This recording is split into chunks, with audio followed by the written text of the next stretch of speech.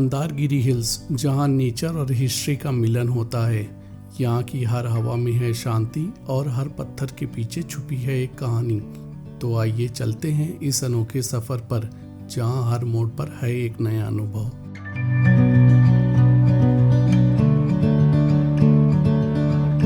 Hey guys, this is Manish and welcome back to my channel. आज मैं जा रहा हूँ मंदारगिरी हिल्स को एक्सप्लोर करने के लिए। मंदारगिरी हिल बेंगलोर से पड़ता है 85 किलोमीटर्स की डिस्टेंस पे। सो आज उसी को मैंने एक्सप्लोर करने का प्लान बनाया है और मंदारगिरी हिल तक का जाने का रास्ता बहुत ही ज़्यादा सीनिक होने वाला है। तो चलिए स्टार्ट करते हैं आज की जर्नी को। मंदारगिरी हिल्स जाने के लिए मैं फॉलो करने वाला था नेशनल हाईवे 75 और फिर इसके बाद newly build Bangalore to Chennai national highway 648। Bangalore से मंदारगिरी हिल्स तक का ड्राइव काफ़ी कंफर्टेबल और सीनिक है। आपको रास्ते में lush green fields, Quint villages और ब्यूटीफुल लैंडस्केप देखने को मिलेंगे।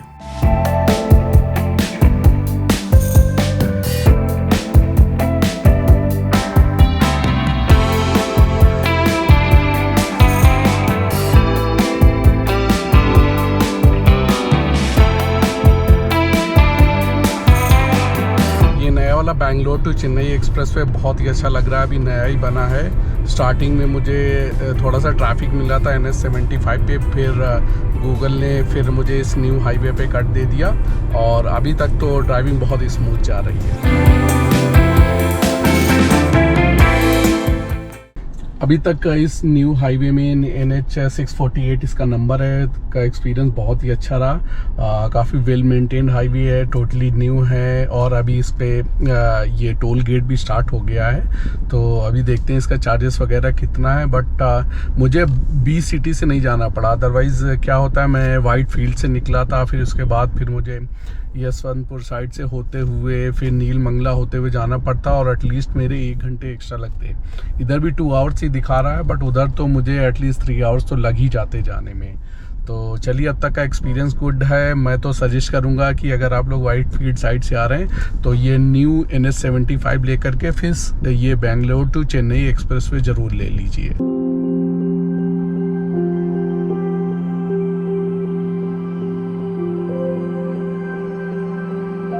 सो दोस्तों, मैं मंदारगिरी हिल पहुंच चुका हूं। मेरे पीछे जो यहाँ पर जैन टेम्पल्स हैं, उनमें से जो मंदारगिरी हिल्स के जो फुट हिल्स पे बना हुआ है पिंची शेप्ड टेम्पल, वो बना हुआ है जैसा कि आप मेरे पीछे देख सकते हैं।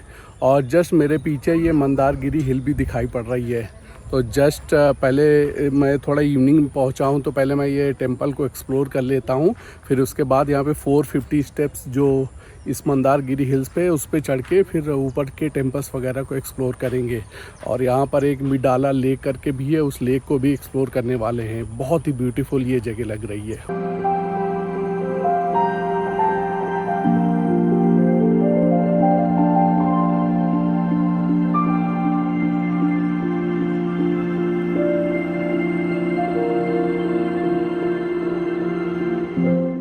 मंदारगिरी हिल्स को कन्नड़ा में बसाड़ी बेट्टा भी कहते हैं।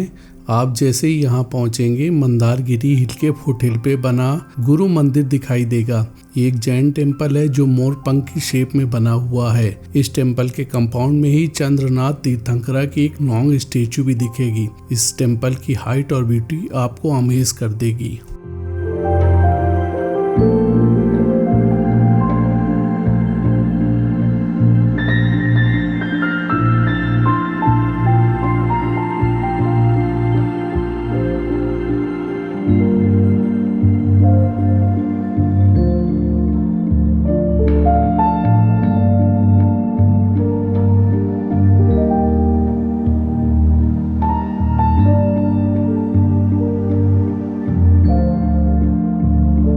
सो दोस्तों, फुट हिल्स पे बने हुए टेंपल को तो मैंने एक्सप्लोर कर लिया। बहुत ही ब्यूटीफुल टेंपल था और उसी के जस्ट पास से ही ये मंदारगिरी हिल जो बसाड़ी बेट्टा भी कहते हैं लोकली, उसकी चढ़ाई स्टार्ट हो जाती है। 450 स्टेप्स हैं टोटल। तो अब मैं चढ़ता हूँ। एक्चुअली वहाँ तक जाने के लिए रोड भी बनी हुई है क्योंकि उसके साइड में लेक है, बट मैं थोड़ा चढ़ करके जा रहा हूँ और फिर ऊपर हिल टॉप पे पहुँच कर आपको यहाँ के व्यूज़ वगैरह दिखाता हूँ।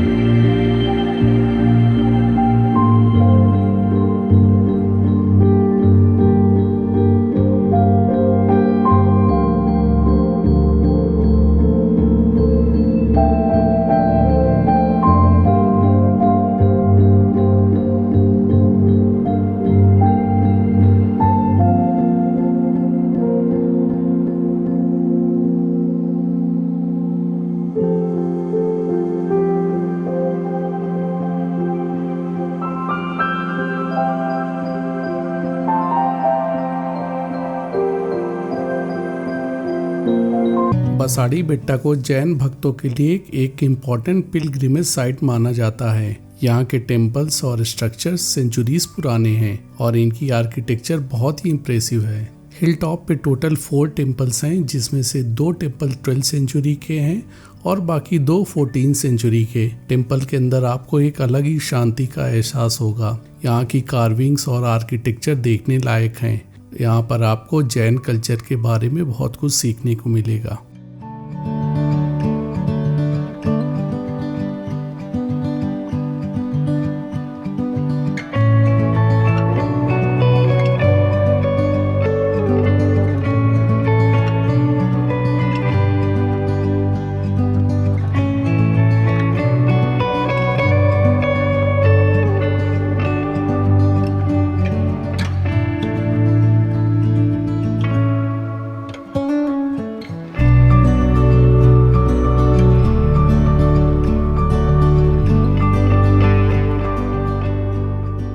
पिंची टेम्पल के बगल में ही एक और बड़ी स्टैचू लगी हुई है जो संत श्री चंद्रनाथ तीर्थंकर की है और उन्हीं का जो टेम्पल है वो 12th सेंचुरी टेम्पल भी बनाया गया। उन्हीं की काफ़ी लार्ज स्टैचू लगाई गई है जो जैन तीर्थंकर थे।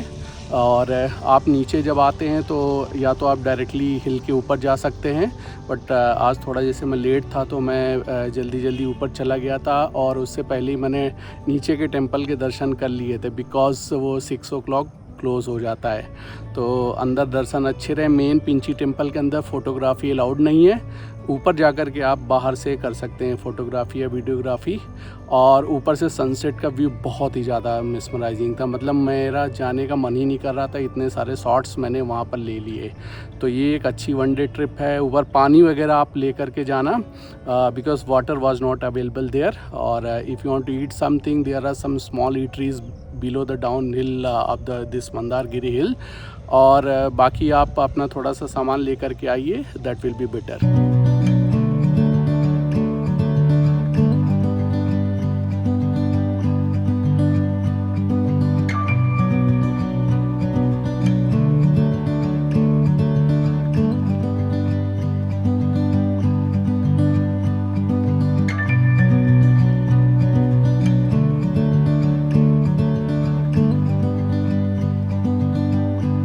सो दोस्तों मैं इस समय मिडाला लेक तक आ चुका हूँ। एक्चुअली मेरी कार बाहर पार्क थी, वो लोग अंदर एंट्री नहीं करने दे रहे थे। सो एक अनदर बाइकर था जिन्होंने मुझे यहाँ तक लिफ्ट दी, थैंक्स टू हिम। और उसके बाद ये लेक अप्रॉक्सीमेटली 1 किलोमीटर होगी वहाँ से। आप वॉक भी कर सकते हैं, बट अगर आप अपने व्हीकल से आ रहे हैं तो आप आ जाइए, दैट विल बी ईजियर। और इस लेक के बगल के रास्ते से टेम्पल तक भी जा सकते हैं। तो अगर आपको सीढ़ियाँ वगैरह नहीं चढ़नी है तो आप डायरेक्टली अपनी कार या बाइक से टेम्पल तक जा सकते हैं। But remember the timing 6 PM तक ओपन रहता है।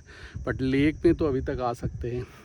लेक बहुत ही ब्यूटीफुल और सीरीन लग रही है। यहाँ पर सनसेट हो चुका है अप्रॉक्सीमेटली और बहुत ही अच्छा लग रहा है मुझे। मतलब यहाँ से जाने का मन नहीं कर रहा है। ठंडी ठंडी हवा चल रही है, पानी बहुत ही अच्छा यहाँ पे फ़्लो कर रहा है। और पूछिए मत, अगर आप 1 day ट्रिप के लिए आ रहे हैं तो आप अपने साथ कुछ पिकनिक वाला मटेरियल ले आइए, अच्छे से दर्शन करिए और अच्छा टाइम बिताइए। But remember this place is good for early morning और इवनिंग। दिन में थोड़ा सा गर्मी हो जाएगी, तो बेटर है कि आप इवनिंग में सनसेट के लिए आइए या फिर अर्ली मॉर्निंग में सनराइज़ के लिए आ सकते हैं।